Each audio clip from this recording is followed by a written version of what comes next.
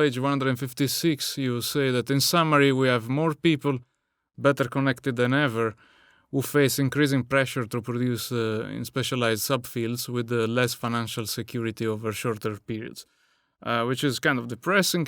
Why do you think researchers' positions aren't paid enough in academia compared to other jobs that require similar skills? And is there anything that can be done to change the current situation? More money, but where's the money supposed to come from?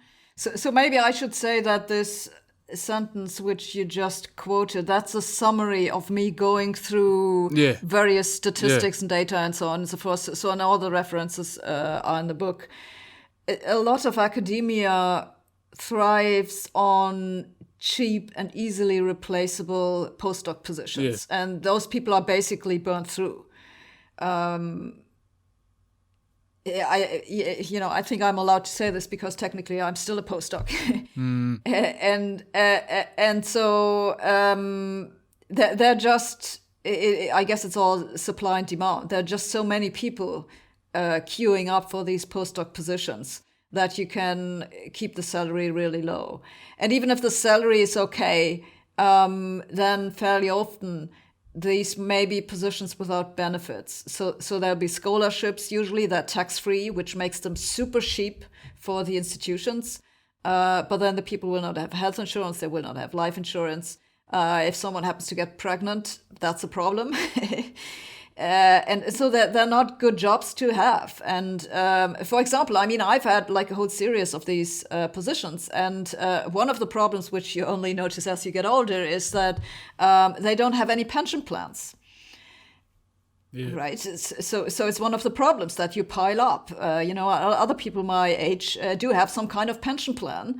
I've pretty much lost like 15 years of my life. And, maybe that's a very German thing to worry about. But I mean, it matters to me.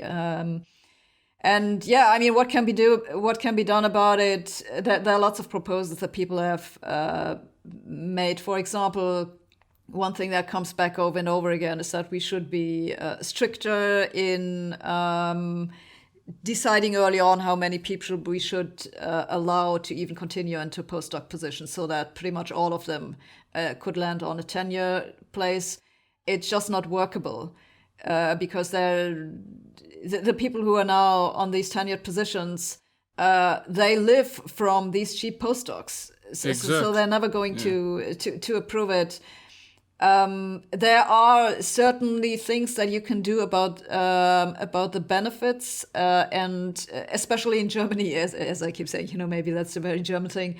So for the Germans, this is like really important. And I also know that this is a thing in Sweden, so I've been in Sweden for like 6 years.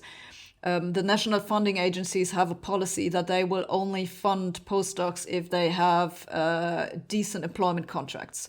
So if you get money from them, you're not allowed to put the postdocs on a scholarship, even though in that case you might be able to hire twice as many people. That's roughly as a rule of thumb. That's the difference that we're talking about. So there are little improvements here and there, but I guess the big change isn't happening. Thank you for listening to this conversation with Dr. Sabine Hossenfelder. If you enjoyed it, please leave a comment below, like, subscribe, and turn on the notification bell. And please support this channel on Patreon. And thanks for watching.